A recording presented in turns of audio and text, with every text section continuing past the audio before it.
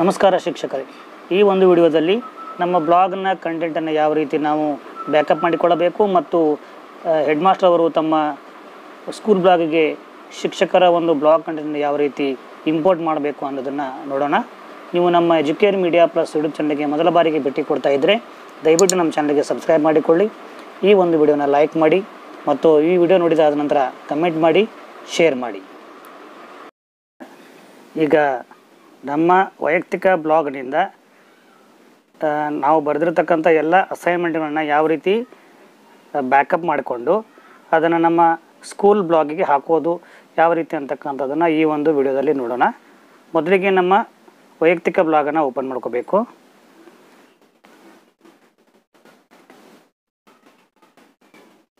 ವೈಯಕ್ತಿಕ ಬ್ಲಾಗನ್ನು ಯಾವ ರೀತಿ ಓಪನ್ ಮಾಡಬೇಕು ಅಂತ ನಿಮಗೆಲ್ಲ ಗೊತ್ತಾಗಿದೆ.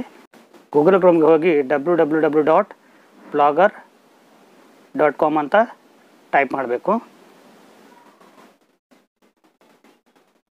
ನಂತರ ನಿಮ್ಮ ಒಂದು ಬ್ಲಾಗ್ ಈ ರೀತಿ ಓಪನ್ ಆಗುತ್ತೆ. ನೀವು ನೋಡ್ಬೋದು, ಇಲ್ಲಿ ಎನ್ ಅಂತಿದೆ. ಎನ್ ಅಂತ ಇದು ನಿಮ್ಮ ಒಂದು ಇಮೇಲ್ ಐಡಿ ಇರುತ್ತೆ. ಈಗ ಏನು ಮಾಡ್ಬೇಕು, ನೀವು ಇಲ್ಲಿ ಈ ನಿಮ್ಮ ಬ್ಲಾಗ್ನ ಎಡಭಾಗದಲ್ಲಿ ಇರ್ತಕ್ಕಂಥ 3 ಗೆರೆಗಳನ್ನು ಕ್ಲಿಕ್ ಮಾಡಬೇಕು. ನಿಮ್ಮ ಒಂದು ಬ್ಲಾಗನ್ನು ಸೆಲೆಕ್ಟ್ ಮಾಡ್ಕೋಬೇಕು. ನಾನು ಇಲ್ಲಿ ಒಂದು ಬ್ಲಾಗನ್ನು ಸೆಲೆಕ್ಟ್ ಮಾಡ್ಕೊತಾ ಇದ್ದೀನಿ, ನೂರ್ ಜಹಾನ್ ಅಕಾಡೆಮಿ ಅಂತೇಳಿ. ಅದನ್ನು ಕ್ಲಿಕ್ ಮಾಡ್ತೀನಿ. ಈಗ ನಿಮಗೆ ನಿಮ್ಮ ಡ್ಯಾಶ್ಬೋರ್ಡ್ ಓಪನ್ ಆಗುತ್ತೆ. ಮತ್ತೊಂದು ಸಲ ಈ 3 ಗೆರೆಗಳನ್ನು ಕ್ಲಿಕ್ ಮಾಡಬೇಕು. ಕ್ಲಿಕ್ ಮಾಡಿದ ತಕ್ಷಣ ನಿಮಗೆ ಇಲ್ಲಿ ಸೆಟ್ಟಿಂಗ್ಸ್ ಅಂತ ಕಾಣುತ್ತೆ. ಸೆಟ್ಟಿಂಗ್ಸನ್ನು ಕ್ಲಿಕ್ ಮಾಡಬೇಕು. ಸೆಟ್ಟಿಂಗ್ಸ್ನಲ್ಲಿ ನೀವು ಅನೇಕ ಅಂಶಗಳನ್ನು ನೋಡ್ತೀರಿ. ಇಲ್ಲಿ ಬೇಸಿಕ್ ಅಂತ ಇದೆ, privacy, publishing, HTTPS, permissions, posts, comments, email, formatting, meta tags, errors, crawlers and indexing, monetisation. ಇದಾದ ನಂತರ ಇರ್ತಕ್ಕಂಥದ್ದು ಮ್ಯಾನೇಜ್ ಬ್ಲಾಗ್ ಅಂತೇಳಿ. ಇದು ಭಾಳ ಇಂಪಾರ್ಟೆಂಟು. ಈ ಮ್ಯಾನೇಜ್ ಬ್ಲಾಗ್ನಲ್ಲಿ ಹೋಗಿ ನೀವು ನಿಮ್ಮ ಅಸೈನ್ಮೆಂಟ್ಸ್ಗಳನ್ನು ಬ್ಯಾಕಪ್ ಮಾಡಿಕೊಳ್ಬೇಕು. ಯಾಕಂತಂದರೆ ಆ ಫೈಲನ್ನು ನೀವು ಯಾರಿಗೆ ಕಳಿಸ್ಬೇಕಾಗಿದೆ, ನಿಮ್ಮ ಸ್ಕೂಲ್ ಬ್ಲಾಗ್ಗೆ ಕಳಿಸ್ಬೇಕಾಗಿದೆ. ಅದಕ್ಕಾಗಿ ಬ್ಯಾಕಪ್ಪನ್ನು ಕ್ಲಿಕ್ ಮಾಡ್ಕೋಬೇಕು. ಬ್ಯಾಕಪ್ಪನ್ನು ಕ್ಲಿಕ್ ಮಾಡಿದ ತಕ್ಷಣ ನಿಮ್ಗೆ ಏನು ಕೇಳುತ್ತೆ, ಇಲ್ಲಿ the content backup includes posts, pages and comments. ಅಂದರೆ ನಿಮ್ಮ ಬ್ಲಾಗ್ನಲ್ಲಿರ್ತಕ್ಕಂಥ ಎಲ್ಲ ಪೋಸ್ಟ್ಗಳು, ಪೇಜ್ಗಳು ಮತ್ತು ಕಮೆಂಟ್ಸ್ಗಳು ಇಲ್ಲಿ ಬ್ಯಾಕಪ್ ಆಗುತ್ತವೆ. ಅದರಿಂದ ಇಲ್ಲಿ ಡೌನ್ಲೋಡ್ ಅಂತ ಕ್ಲಿಕ್ ಮಾಡಬೇಕು. ಈಗ ಇಲ್ಲಿ ನೋಡ್ಬೋದು, ನೀವು ಫೈಲ್ ಡೌನ್ಲೋಡ್ ಆಗ್ತಾ ಇದೆ. Do you want to download blog 08012020.xml again ಅಂತ. ಅಂದರೆ ನಾನು ಈ ಮೊದಲೇ ಒಂದು ಫೈಲನ್ನು ಡೌನ್ಲೋಡ್ ಮಾಡಿದ್ದೀನಿ. ಇದು 2ನೇ ಫೈಲ್ ಇರೋದ್ರಿಂದ ಡೌನ್ಲೋಡ್ ಅಂತ ಕೇಳುತ್ತೆ. ನಾವು ಡೌನ್ಲೋಡನ್ನು ಕ್ಲಿಕ್ ಮಾಡಬೇಕು. ನಂತರ ಇಲ್ಲಿ ಬ್ಲಾಗ್ 08012020 ಅಂದರೆ ಇವತ್ತಿನ ಡೇಟಿಗೆ ಈ ಒಂದು XML ಫೈಲು ಡೌನ್ಲೋಡ್ ಆಯಿತು. ಈಗ ಇಷ್ಟು ಕೆಲಸ ನಮ್ಮದು. ಈಗ ನಾವು ಏನು ಮಾಡಬೇಕು ಅಂತಂದರೆ, ನೀವು ನಿಮ್ಮ HMಗೆ ಈ ಫೈಲನ್ನು ಮೇಲ್ ಮಾಡಬೇಕು. ಇಲ್ಲಿ ನಾವು ಓಪನ್ ಅಂತ ಕ್ಲಿಕ್ ಮಾಡ್ತೀನಿ. ಈ ರೀತಿ ಒಂದು XML ಫೈಲು ಓಪನ್ ಆಗುತ್ತೆ ಇಲ್ಲಿ. ಸೊ ಇಲ್ಲಿ ಯಾವುದೇ ರೀತಿ ಏನು ಇಲ್ಲಿ ಟೈಪ್ ಮಾಡಲಿಕ್ಕೆ ಹೋಗಬಾರ್ದು. ಈ XML ಫೈಲನ್ನ ನಾವು ನೇರವಾಗಿ ಶೇರ್ ಮಾಡಬೇಕು. ಯಾವ ರೀತಿ ಶೇರ್ ಮಾಡ್ಬೋದು, ವಾಟ್ಸಪ್ ಮುಖಾಂತರ ಕೂಡ ಶೇರ್ ಮಾಡ್ಬೋದು, ಮೇಲ್ ಮುಖಾಂತರ ಕೂಡ ಶೇರ್ ಮಾಡ್ಬೋದು. ಈಗ ನಾನು ವಾಟ್ಸಪ್ ಮುಖಾಂತರ ನಮ್ಮ ಒಬ್ಬ HM ಅವರಿಗೆ ನಾನು ಕಳಿಸ್ತೀನಿ. ಇದನ್ನು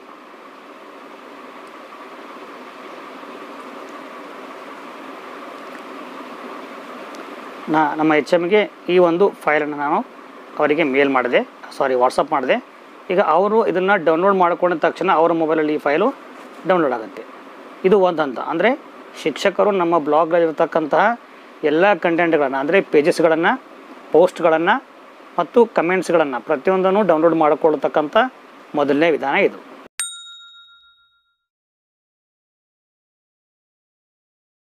ಇನ್ನು ಹೆಡ್ ಮಾಸ್ಟರ್ಗಳು ಅಥವಾ ಹೆಡ್ ಮಿಸ್ಟ್ರೆಸ್ಗಳು, ಹೆಡ್ ಟೀಚರ್ಗಳು ಯಾವ ರೀತಿ ತಾವು ಪಡೆದುಕೊಂಡಿರ್ತಕ್ಕಂಥ, ಅಂದರೆ ತಮ್ಮ ಶಿಕ್ಷಕರಿಂದ ಪಡೆದುಕೊಂಡಿರ್ತಕ್ಕಂತಹ ಈ ಬ್ಲಾಗ್ XML ಫೈಲ್ಗಳನ್ನು ತಮ್ಮ ಶಾಲಾ ಬ್ಲಾಗ್ಗೆ ಹಾಕೋದು ಯಾವ ರೀತಿ ಅಂತಕ್ಕಂಥದ್ದನ್ನ ಈಗ ನಾವು ನೋಡೋಣ. ಈಗ ನಾನು ನೇರವಾಗಿ ನಮ್ಮ ಶಾಲೆಯ ಒಂದು ಬ್ಲಾಗನ್ನು ಓಪನ್ ಮಾಡ್ತೇನೆ. ಇದು ಕೂಡ ಅದೇ ಪ್ರೊಸೆಸ್, ಸೇಮ್ ಪ್ರೊಸೆಸ್ಸು. www.blogger.com ಹೋಗಬೇಕು. ಅಂದರೆ ಇಲ್ಲಿ HM ಮಾಡ್ತಕ್ಕಂಥ ಕೆಲಸ ಇದು. ನೀವು ಇಲ್ಲಿ ನೋಡ್ಬೋದು, ಇಲ್ಲಿ HM ಅಂತ ಕಾಣ್ತಾ ಇದೆ. ಅಂದರೆ HM ಅವ್ರ ಒಂದು ಇಮೇಲ್ ಐ ಡಿಯಲ್ಲಿ ನಾನು ಬ್ಲಾಗನ್ನು ಓಪನ್ ಮಾಡ್ತಾ ಇದ್ದೇನೆ. ಇಲ್ಲಿನೂ ಕೂಡ ಸೇಮ್ ಪ್ರೊಸೆಸ್ಸು. ಬಟ್ ಇಲ್ಲಿ ಒಂದೇ ಒಂದು ಆಪ್ಷನ್ ಚೇಂಜ್ ಆಗುತ್ತೆ. ಇಲ್ಲಿನೂ ಕೂಡ ನೀವೇನು ಮಾಡಬೇಕು, ಈ ಎಡಗಡೆ ಇರತಕ್ಕಂಥ ಹಾರಿಜಾಂಟಲ್ 3 ಗೆರೆಗಳನ್ನ ಕ್ಲಿಕ್ ಮಾಡಬೇಕು. ನಿಮ್ಮ ಶಾಲಾ ಬ್ಲಾಗ್ ಯಾವುದಿದೆ, ನಮ್ಮ ಶಾಲೆಯ ಬ್ಲಾಗ್ ಇಲ್ಲಿ ಜ್ಞಾನ ದೇಗುಲ ಅಂತ ಇದೆ. ಇದನ್ನು ನಾನು ಸೆಲೆಕ್ಟ್ ಮಾಡ್ಕೊತೀನಿ. ಸೆಲೆಕ್ಟ್ ಮಾಡ್ಕೊಂಡ ತಕ್ಷಣ ನಿಮಗೆ ಇಲ್ಲಿ ಡ್ಯಾಶ್ಬೋರ್ಡ್ ಕಾಣುತ್ತೆ. ಈ ಡ್ಯಾಶ್ಬೋರ್ಡ್ಗಳಲ್ಲಿ ಸೆಟ್ಟಿಂಗ್ಸನ್ನು ಕ್ಲಿಕ್ ಮಾಡಬೇಕು. ಸೆಟ್ಟಿಂಗ್ಸನ್ನು ಕ್ಲಿಕ್ ಮಾಡಿದ ತಕ್ಷಣ ನೇರವಾಗಿ ನಾವು ಎಲ್ಲಿಗೆ ಬರಬೇಕು, ಮ್ಯಾನೇಜ್ ಯುವರ್ ಬ್ಲಾಗಿಗೆ ಬರಬೇಕು. ಈ ಮ್ಯಾನೇಜ್ ಯುವರ್ ಬ್ಲಾಗಿಗೆ ಬಂದಾಗ ಸ್ವಲ್ಪ ಹುಷಾರಾಗಿರಬೇಕು. ಯಾಕಂದರೆ ಇರ್ತಕ್ಕಂಥ ಪಾಯಿಂಟ್ಸ್ ಯಾವಿದೆ ನೋಡಿ, ಇಂಪೋರ್ಟ್ ಕಂಟೆಂಟನ್ನು ಬೇರೆಯವರ ಕಂಟೆಂಟನ್ನು ನಾವು ಇಲ್ಲಿ ಆಮದು ಮಾಡಿಕೊಳ್ಳುವುದು. ಇಂಪೋರ್ಟ್ ಅಂತಂದರೆ ಏನು, ಬೇರೆಯವರ ಕಡೆ ಇರತಕ್ಕಂಥ ಕಂಟೆಂಟನ್ನು, ಬೇರೆಯವರ ಬ್ಲಾಗದ ಕಂಟೆಂಟನ್ನು ನಮ್ಮ ಬ್ಲಾಗಿಗೆ ಹಾಕಿಕೊಳ್ಳುವುದು. ಬ್ಯಾಕಪ್ ಅಂದರೆ ನಮ್ಮ ಕಂಟೆಂಟನ್ನು ಮತ್ತೊಬ್ಬರಿಗೆ ಕಳಿಸುವುದು. ವಿಡಿಯೋಸ್ ಫ್ರಾಮ್ ಯುವರ್ ಬ್ಲಾಗ್ ಅಂದರೆ ನಮ್ಮ ಬ್ಲಾಗಲ್ಲಿರ್ತಕ್ಕಂಥ ವಿಡಿಯೋಗಳಲ್ಲಿ ಓಪನ್ ಆಗ್ತವೆ. ರಿಮೂವ್ ಯುವರ್ ಬ್ಲಾಗ್ ಅಂದರೆ ನಿಮ್ಮ ಬ್ಲಾಗನ್ನು ಡಿಲೀಟ್ ಮಾಡೋದು.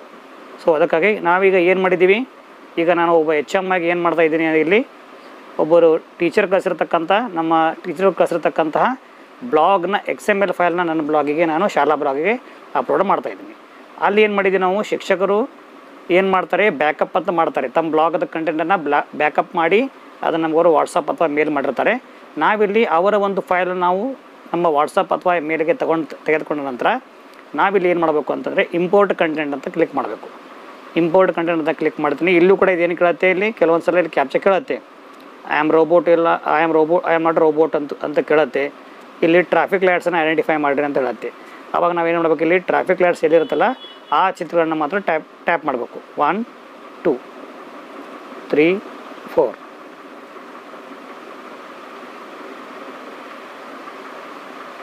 ಓಕೆ, ಸರಿಯಾಗಿದೆ. ಐ ಆಮ್ ನಾಟ್ ರೋಬೋಟ್ ಅಂತ ಅದು ಎಕ್ಸೆಪ್ಟ್ ಮಾಡ್ಕೋತ ಈಗ ಇಂಪೋರ್ಟ್ ಅಂತ ಕ್ಲಿಕ್ ಮಾಡಬೇಕು. ಇಂಪೋರ್ಟ್ ಅಂತ ಕ್ಲಿಕ್ ಮಾಡಿದಾಗ ಅದು ಈ ರೀತಿ ಕೇಳುತ್ತೆ, capture image, complete action, recorder, files ಅಂತ ಕೇಳುತ್ತೆ. ಈಗ ನಾವು ಪಡೆದುಕೊಂಡಿರ್ತಕ್ಕಂಥ ನಮ್ಮ ಟೀಚರ್ಗಳು ಕಳಿಸಿರ್ತಕ್ಕಂಥ ಕಂಟೆಂಟ್ ಎಲ್ಲಿರುತ್ತೆ, ನಮಗೆ ಫೈಲ್ಸಲ್ಲಿರುತ್ತೆ. ಫೈಲ್ಸನ್ನು ಕ್ಲಿಕ್ ಮಾಡ್ತೀನಿ. ಆ ಫೈಲ್ಸಲ್ಲಿ ಎಲ್ಲಿರುತ್ತೆ, ಇಲ್ಲಿ ಕ್ಲಿಕ್ ಮಾಡಿ ನೇರವಾಗಿ ನಾವಿಲ್ಲಿ ಡೌನ್ಲೋಡ್ಸಿಗೆ ಕ್ಲಿಕ್ ಮಾಡಬೇಕು. ಯಾಕಂದರೆ ಅವ್ರು ವಾಟ್ಸಪ್ಪಲ್ಲಿ ಕಳಿಸಿದ್ರು ಕೂಡ ನಾವು ಅದನ್ನು ಡೌನ್ಲೋಡ್ ಮಾಡ್ಕೊಂಡಿರ್ತೀವಲ್ಲ, ಹಾಗಾಗಿ ಅದು ಡೌನ್ಲೋಡ್ಸಲ್ಲಿ ಬಂದಿರುತ್ತೆ. ಈಗ ನೋಡ್ಬೋದು ಇಲ್ಲಿ ನಾನು ಆಮೇಲೆ ಪಡೆದುಕೊಂಡಿರ್ತಕ್ಕಂಥ ಫೈಲ್ ಇಲ್ಲಿ ಕಾಣ್ತಾ ಇದೆ, ಬ್ಲಾಗ್ -01-01-2020/1 XML ಫೈಲ್ ಅಂತ. ನಾನು ಇದನ್ನು ಕ್ಲಿಕ್ ಮಾಡ್ತೀನಿ. ಇದು ಒಬ್ಬರು ಯಾರೋ ಟೀಚರನ್ನು ಕಳಿಸಿರ್ತಕ್ಕಂಥ ಅವರ ಬ್ಲಾಗಿನ ಒಂದು ಕಂಟೆಂಟ್. ಈಗ ಇಂಪೋರ್ಟೆಡ್ ಸಕ್ಸಸ್ಫುಲಿ ಅಂತ ಬಂತು.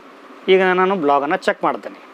ಬ್ಲಾಗನ್ನು ಯಾವ್ದು ಚೆಕ್ ಮಾಡಬೇಕು, ಇಲ್ಲಿ ಇರ್ತಕ್ಕಂಥ ಲೆಫ್ಟ್ ಸೈಡಲ್ಲಿರ್ತಕ್ಕಂಥ 3 ಗೆರೆಗಳನ್ನು ಕ್ಲಿಕ್ ಮಾಡಬೇಕು. ನಿಮ್ಮ ಬ್ಲಾಗನ್ನು ಸೆಲೆಕ್ಟ್ ಮಾಡ್ಕೋಬೇಕು. ಕೆಳಗಡೆ ವ್ಯೂ ಬ್ಲಾಗ್ ಅಂತ ಇದೆ, ವ್ಯೂ ಬ್ಲಾಗನ್ನು ಕ್ಲಿಕ್ ಮಾಡಬೇಕು. ಕ್ಲಿಕ್ ಮಾಡಿದ ತಕ್ಷಣ ನಿಮ್ಮ ಶಾಲೆಯ ಒಂದು ಬ್ಲಾಗ್ ಓಪನ್ ಆಗುತ್ತೆ. ಆ ಬ್ಲಾಗ್ನಲ್ಲಿ ಆಗಸ್ಟ್ 2020 ಮತ್ತು ಜುಲೈ 2020 ಅಂತಿದೆ. ಇದರಲ್ಲಿ ಅದು ಬಂದಿರುತ್ತೆ. ಚೆಕ್ ಮಾಡೋಣ. ನೀವೀಗ ಇಲ್ಲಿ ನೋಡ್ಬೋದು, ಇಲ್ಲಿ ಜುಲೈ 2020 ಅಂತ ಇರುತ್ತಲ್ಲ, ಅಂದರೆ ನಾನು ಆ ತಿಂಗಳಲ್ಲಿ ನನ್ನ ಬ್ಲಾಗಲ್ಲಿ ಹಾಕಿರ್ತಕ್ಕಂಥ ಪೋಸ್ಟ್ಗಳು ಮತ್ತು ಪೇಜ್ಗಳಲ್ಲಿ ಓಪನ್ ಆಗುತ್ತೆ.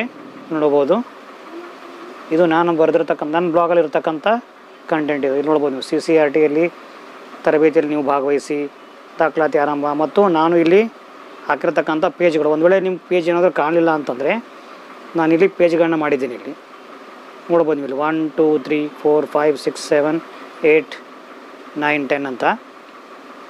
ಈ ಪೇಜ್ಗಳು ನಿಮ್ಗೆ ಏನಾದರೂ ಕಾಣಲಿಲ್ಲ ಅಂತಂದರೆ ನೀವೇನು ಮಾಡ್ಬೋದು, ನಿಮ್ಮ ಬ್ಲಾಗರಲ್ಲಿ ಹೋಗಿ ಲೇಔಟ್ ಅಂತ ಕ್ಲಿಕ್ ಮಾಡಬೇಕು. ಈ ಲೇಔಟಲ್ಲಿ ಪೇಜಸ್ ಅಂತ ಇರ್ತವೆ. ಇಲ್ಲಿ ನೋಡಿ, ನಾನಿಲ್ಲಿ ಆಲ್ರೆಡಿ ಇಲ್ಲಿ ಎಡಿಟ್ ಮಾಡಿದ್ದೀನಿ. ನಾನಿಲ್ಲಿ ಕ್ಲಿಕ್ ಮಾಡ್ತೇನೆ.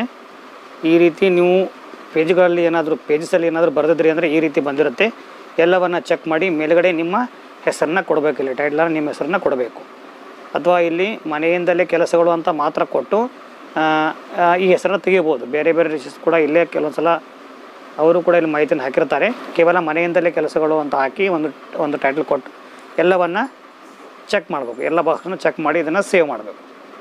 ಆವಾಗ ನಿಮಗೆ ನಮ್ಮ ಬ್ಲಾಗು ಈ ರೀತಿ ಕಾಣುತ್ತೆ. ಈಗ ನೋಡಿ, CCRT ಇದು ನಮ್ಮ ಶಾಲೆಯ ಕಂಟೆಂಟು. ಆಮೇಲೆ ಇಲ್ಲಿಂದ ಜುಲೈ 26 ಇರ್ತಕ್ಕಂಥ ಕಂಟೆಂಟು, ಇದು ನನ್ನ ಒಂದು ಬ್ಲಾಗಲ್ಲಿ ಇರ್ತಕ್ಕಂಥ ಕಂಟೆಂಟು.